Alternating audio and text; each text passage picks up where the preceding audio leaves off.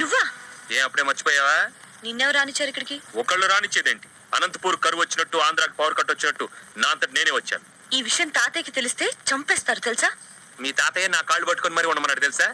అబద్ధం చెప్తున్నావు. అవి చెప్పడం దేవుడు నీకు ఇచ్చిన వరం అమ్మా, మా వల్ల కాదు. ఓయ్, నేను తప్పు చెప్పానా? నీ బతుకు కుక్క నిజం చెప్పావా?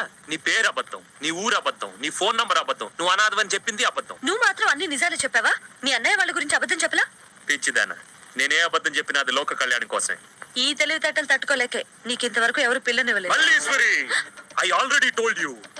నువ్వు దేని గురించి అయినా మాట్లాడు కానీ నా పెళ్లి గురించి మాత్రం మాట్లాడు. మర్యాద దక్కదు. ఏం చేస్తావు? ఏం చేస్తావు? రే పెళ్లి కాని ప్రసాద్, ఇది మీ వైజాగ్ కాదు, నా ప్యాలెస్. మనుషుల్ని పెట్టి కొట్టించేస్తాను, జాగ్రత్త. అమ్మ దుర్మార్గురాలా, నిన్ను రౌడీల నుంచి రక్షిస్తే నన్ను రౌడీలు పెట్టి కొట్టిస్తావా? ఎస్, నోరు మూసుకొని ప్యాంట్ వేసుకుని పడు. ఎంత ఏడిపించావు నన్ను, అంతకంతా పగ తెచ్చుకుంటాను చూడు.